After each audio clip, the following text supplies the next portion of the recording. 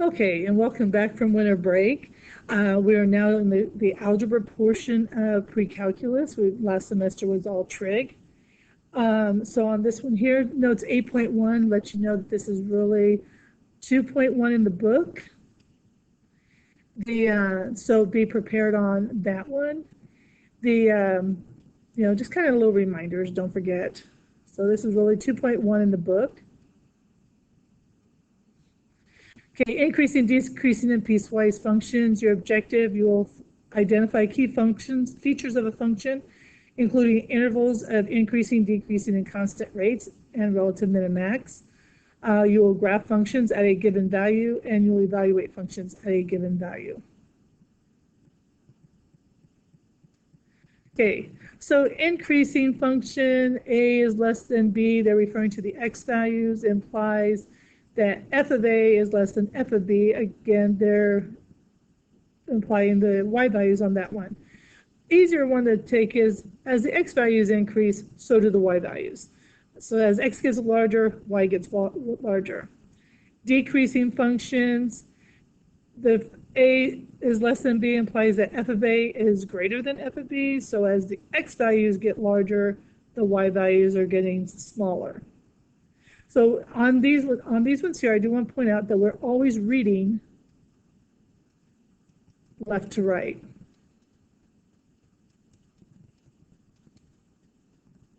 So you can't go and put, oh, well, 2 is less than 3, and then put these in a different order. It's always left to right. Okay, our constant function is just as your y values don't change. As the x values increases, the y values stay the same. They don't change at all. The x does not affect the y value at all. So here's a quick little example. And this is all about the x values. I'll repeat that one quite a few times for you. It's all about the x values. And so remember, this is negative x. This is positive x. And we read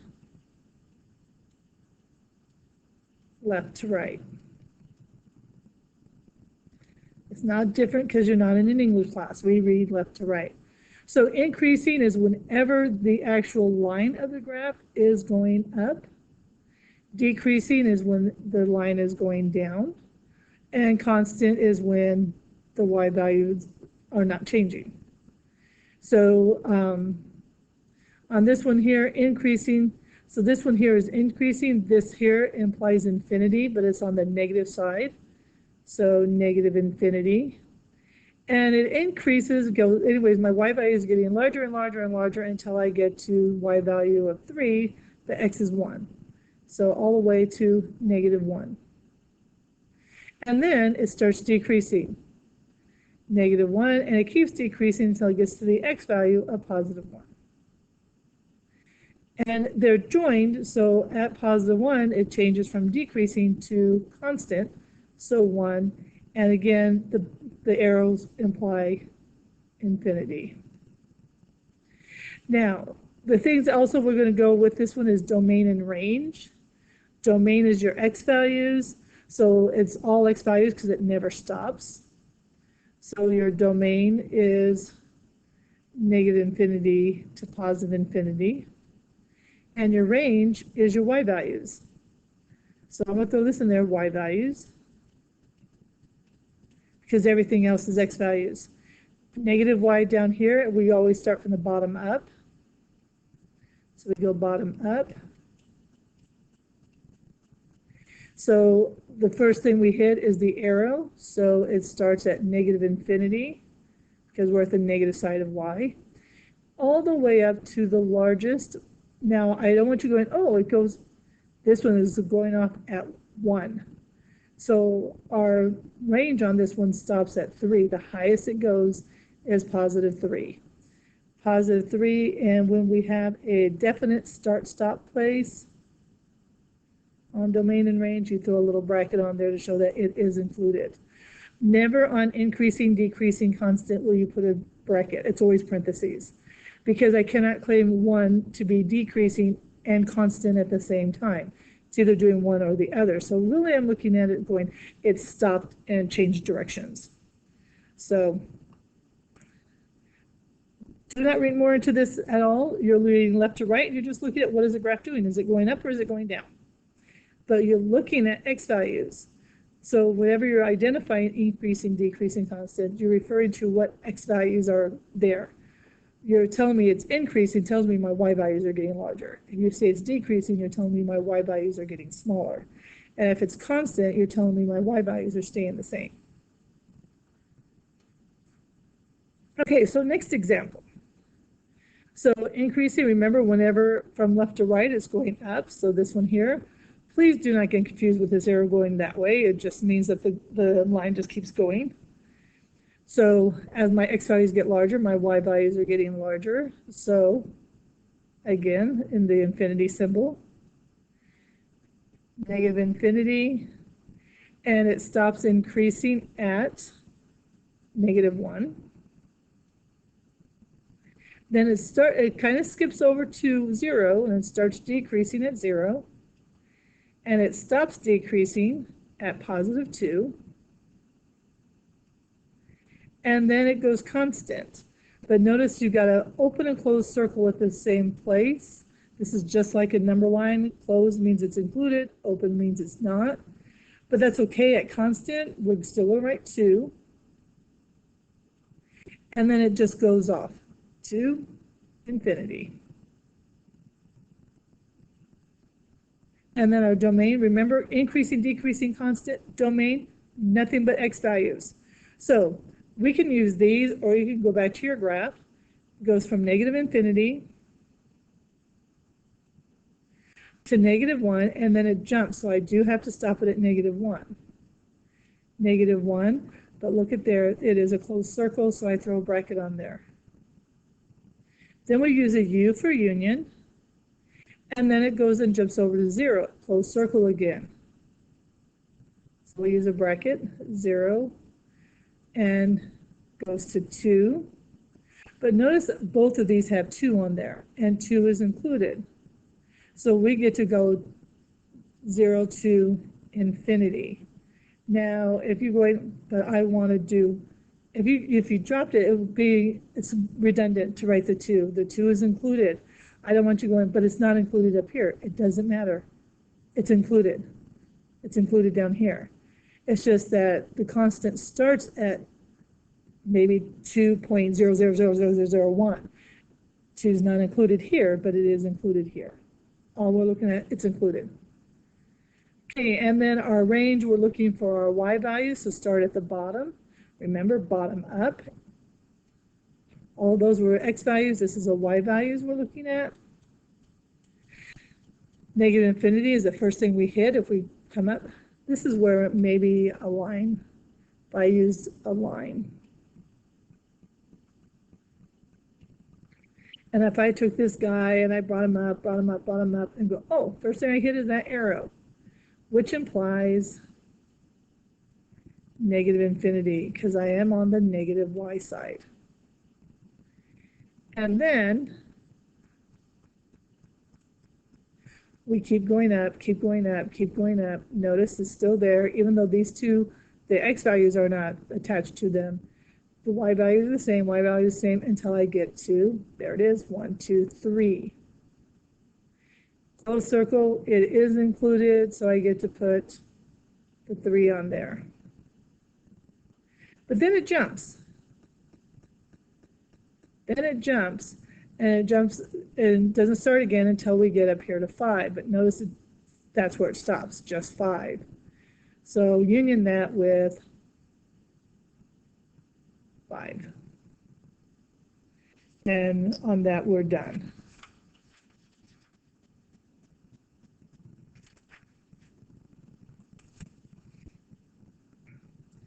Okay, so let's start looking at graphs. Okay, relative maximum f of c is greater than f of x for any x value, so it's a peak. Anyways, your x value here is not the largest, but this is a y value. Whatever this x value is, that y value is the largest of all of them. Gives you a peak or a max. A relative min is when this x value gives you the smallest value or valley. The relative min and max are coordinates, so you have to give me coordinate values. And pretty much what you're looking for here is almost like a horizontal tangent. If I can draw a horizontal line there, it's only going to touch that one, compared to if I drew a line here. It's only going to touch that one point. So this is going to be my max, because beyond where the graph continues on, I have a peak. And this is my min, or a valley. You can always look at valley. And one of the things to identify is a max will always go from increasing to decreasing. A min will always go from decreasing to increasing. Something I'll reiterate a lot in calculus next year. So I just need this point right here. So this is going to be 1, -2, 1, 2, 3, 4. So -2, 4. My min is at 1, 1, -2, 1, -2. My max, my min. And we know that until it gets to -2, it's increasing, and then it starts decreasing until it gets to the relative min, and then it goes and starts increasing again. Always has to go from one to the other, increasing, decreasing when you have a max or min. Okay, domain. Remember, domain is just your x values. So again, I can use that line idea for you. I can throw a nice little vertical line. And as I draw it across, the first thing I hit is my arrow, which implies negative infinity.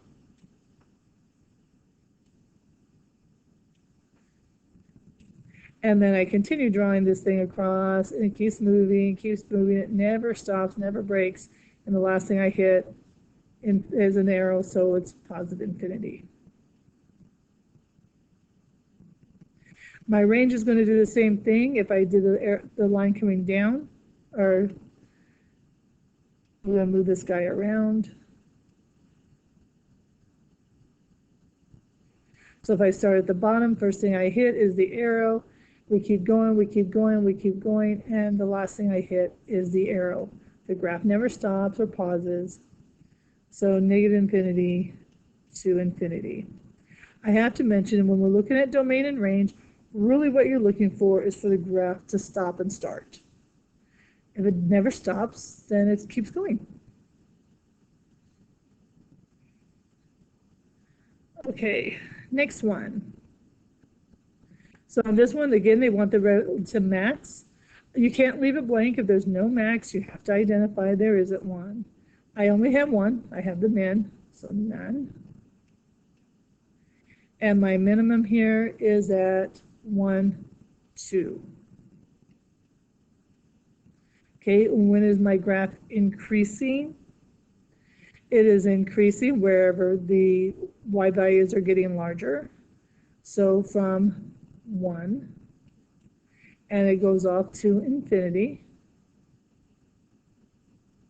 Decreasing is when the y values are getting smaller, and it's starting at the arrow, so negative infinity.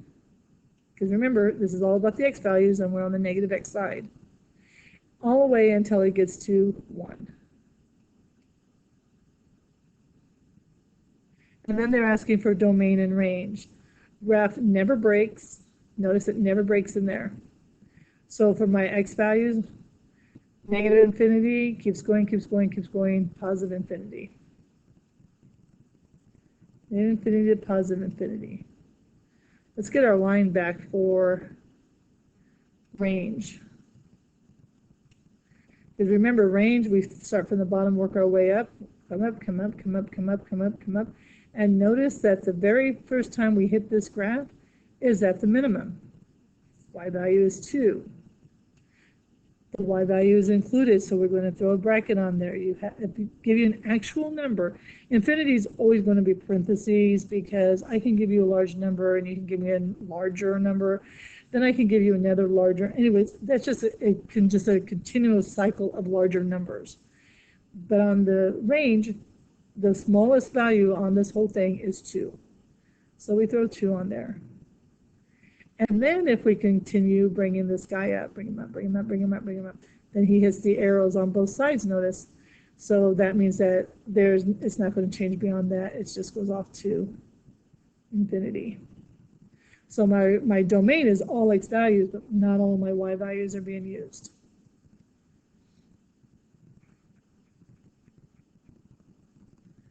Okay, so next one. So they give you the function. We can graph it, but we're not going to because we have the graph right here. So again, relative max. We're looking at where we can draw those lines at. And this one looks more like a valley. So there's our min. Here's our max. So our max is this value right here, 3.601, comma 2.921. Our minimum is at 0.103, comma 0.995. Increasing, our graph is increasing. Remember, our minimum goes decreasing to increasing. Our max goes increasing to decreasing. So this is our increasing section. Our y values are getting larger. But remember, I only want the x values here. So 0.103 to 3.601. When is the graph decreasing? Coming into the min and coming out of the max. So there it is, the arrow, negative infinity. And then when it hits the min, it stops decreasing. So 0.103, union that, comes up to the max, and then it starts decreasing again. So 3.601, comma, and it goes off to positive infinity. Be really, really careful. People get confused. They're going, oh, this is negative y, so it's negative infinity. No, no, no. We're looking at x's, and my x's are positive over here. And then, of course, we want domain and range. If I brought a line through here and just brought it across, the graph never stops. Negative infinity never stops all the way to positive infinity. Remember, we're looking at x values. Negative infinity to infinity.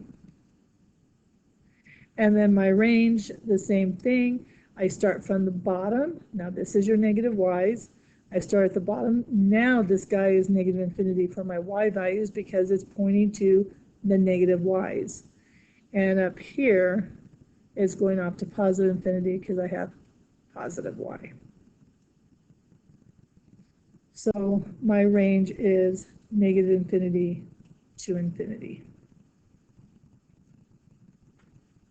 Okay, again, I'm going to throw this out there. Don't overthink these things because it's exactly what you're looking at. If you're walking along a line and you had to start walking uphill, you're increasing your altitude, I suppose you could say. And then when you get to the top of the hill, you're at the highest you can go. Only the way you can go down there from there is go down. So keep that in mind. Okay, this problem here, because we had to throw in the calculator ourselves, we're going to do it in class tomorrow. So I want to throw this out there. You know, we're doing this we're going to do, I'm wanting you to watch this on Monday night. So we'll be doing it Tuesday in class. Okay, I'm not going to do this one on here. If you're not here on Tuesday in class, you'll have to get it from somebody. Okay. This is the last one I'm going to do here on this video. The next one will also be an in-class problem. And then I'll start the second video on the piecewise functions. Okay, so I have a corral design. A rancher has 360 yards of fencing with which to enclose 2 adjacent rectangular corrals, one for sheep and one for cattle. A river forms one side of the corrals. Suppose the width of each corral is x yards. So we have a nice little x here, which means the length here is x, which means the length here is x, and all of the fencing together, 360 yards. So the first question is to express the total area of the 2 corrals as a function of x.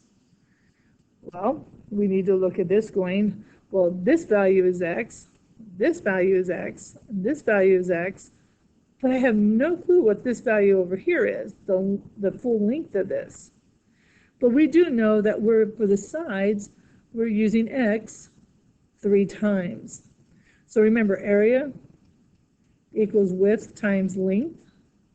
We have the width is x. It's the length that we need. But like I said, we're using 3 of these x's. So say this is 5, so I'm using 15 of that. So the length will be all of the fencing minus how much you used. You can't write x because that only gives me one of the sides. I have 3 of them because they're making 3 rectangular or 2 rectangular corrals. So your length is going to be 360 minus whatever the 3x is. So area equals x times 360 minus 3x. Okay, and the next question asks you to find the domain of the function. What values of x can I use? Well, obviously we cannot use negative values. But I have to throw this out there. We have a function already factored out. All we have to do is set them equal to 0. So I have x times 360 minus 3x equals 0. And it's going to give me my range of values I can use. Well, if x equals 0, then we're done. And I have 360 minus 3x also needs to be 0. So I get 360 equals 3x, divide by 3, and we get x equals 120. So my domain on this is going to be 0 to 120. Now, if I was doing this in class, I would ask if that should be bracketed or parentheses. But since we're not, I can let you go think about it. You can think about it. But here's the reason why. If I don't use anything for the sides, I just have a line of fencing. And if I use 120 for all 3 of the sides, then I have nothing to close in the graph. So anyways, if we go back to the picture, if I use 0 for x, then these sides don't exist. I just have a nice long line here. If I use 120 for these, I have the 120 for all of these, but I have no way to enclose it this way. So the parentheses is what we're going to use because we can't use 0, we can't use 120. Okay, and then it says use the graph shown below, determine the dimensions that yield the maximum area. So you look at this. Now this is already, what you're looking for is the max. And they go, here it is, the max is 60, so you would claim that x equals 60. So then we would go to, well, 360, because remember this is the width, this is the length. 360 minus 3 times 60 would give us 360 minus 180, or 180. So our dimensions is 60 by 180. There's your dimensions. And then the area, we don't have to calculate the area because this is x and this is area. Our area is 10,800 square yards. And there's your answer on that one. Okay, so this is the first part of the video. This next problem here, this is going to be in class. So we'll do this one in class tomorrow. And I'm going to go ahead and show the homework. There you go. Really, it's these problems here, 1 through 31 odd, that you're going to start on. You can get started on those problems. I cannot guarantee how much time we're going to have in class. Things are going to be a little bit different. And by the time you see the video, you'll have already heard all of this. So 25 minutes, kind of a long video, but the next one won't be as long.